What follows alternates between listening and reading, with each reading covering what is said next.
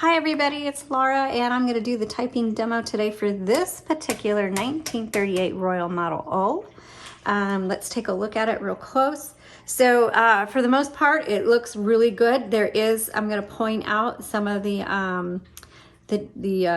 chipping on it. So there's a little place right here.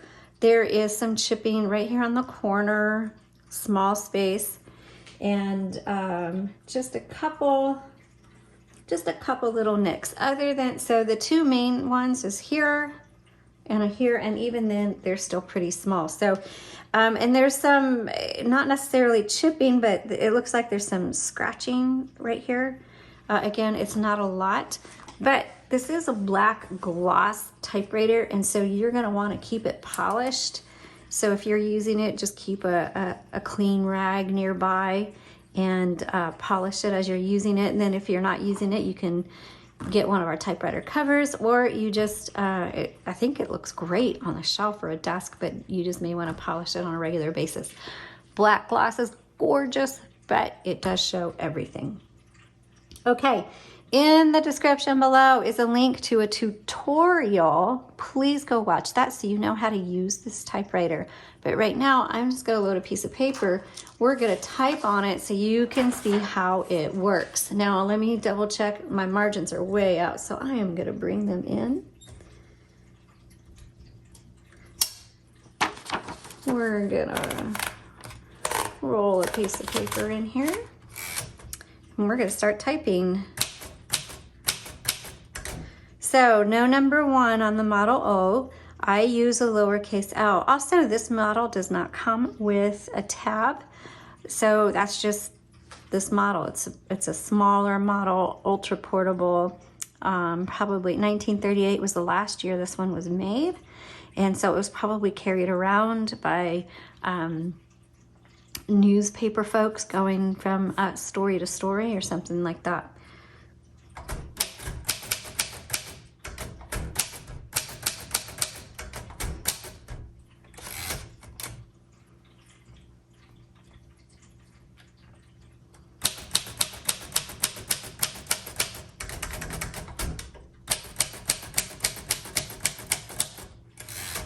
Also, be sure to watch all of our demo videos, and then also the other links for like our returns, and explains our level of service. That's really important. We do repair and work on these typewriters. We service them. We get them working, but we do not refurbish typewriters, which means we don't take them apart. We don't replace parts. So these are all the original parts. Occasionally we'll replace a minor part, but we choose to service these typewriters. 1, because Rob is still learning how to really work on them, and 2, we want to keep them affordable, because once you get into refurbished typewriters and restored typewriters, the price point soars, and we just want to provide working typewriters at a more affordable rate. And you may look at the prices and go, what's affordable about this? Let me just tell you that typewriter prices right now are ridiculous. They have gone up. I can't even tell you how much. I mean, 1,000% easy since we started doing this. We used to be able to find them really inexpensively. We'd fix them up, paint them, and sell them for a reasonable price. But we are paying more now just to get typewriters than what we used to sell them for. So that just gives you an idea. Okay, let's try the black here.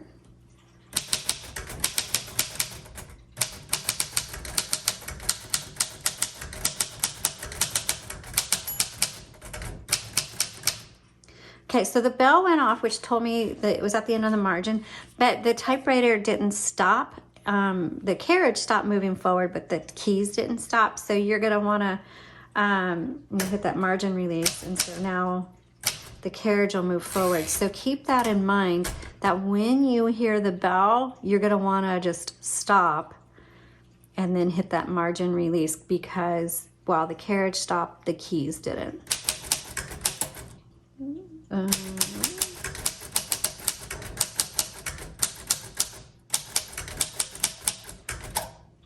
3 at once isn't a good idea.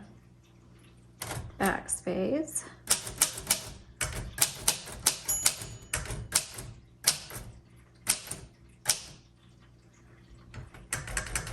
Okay, so I was able to get it, but I slowed it down. So when that bell, let's do a couple more sentences. I'm going to switch over to red.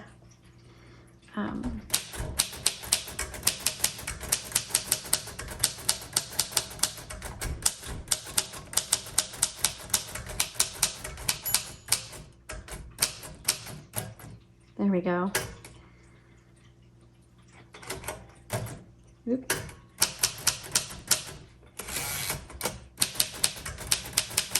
So when that bell goes off, just slow down and then it's going to operate properly. I was going too fast and it just didn't stop. So bell, slow down, hit margin release. Also, I am going to move this ribbon to the middle. Oh, that's what the problem is. So when you start getting to the end of your ribbon, there's going to be a lot of bleed over sometimes. There we go. This one had a lot of bleed over, and I don't know what necessarily causes that. Maybe sometimes I think there's so much ink in that ribbon that, especially at the ending pieces of the ribbon, they're just like bleeding into each other. And so you'll see that when you're typing, and it can be an indication, oh, I'm getting close to the end of my ribbon spool. Here's your ribbon reversal right here, by the way. So I am going to do these sentences again. So now the ink is so much clearer because I moved it away from the end of the spool.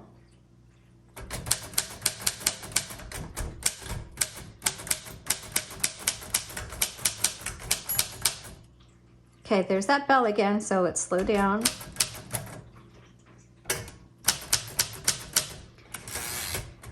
And it does advance a space, it looks like.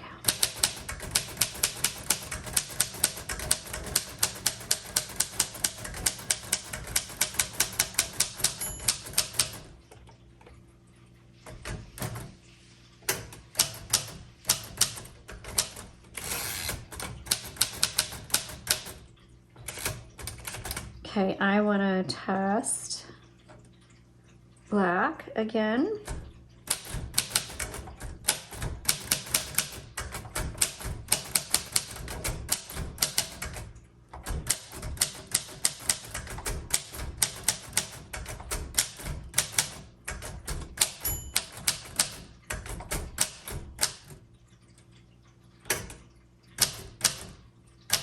Okay.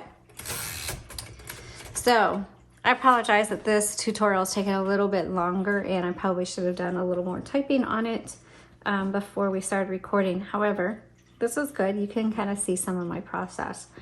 When you're using the red, occasionally the capital letter will type in half red, half black. So up here you can see it for sure, but most of that was because I was at the end of that ribbon and it was coming through. But when I switched over, it started looking really, really good. The C has a little bit of black on it, but then when I switched over to black, it was typing just fine. There was no red bleed over at all. The space there is me, typer error, not typewriter error. But when we do, so the two things on the margin release, you slow down and then it does jump forward a space. So you probably might want a backspace, or it didn't do that for me up here.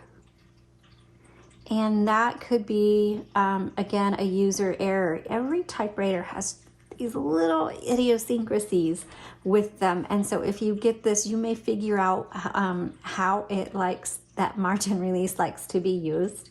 And so I would kind of practice using the margin release and use a couple different techniques.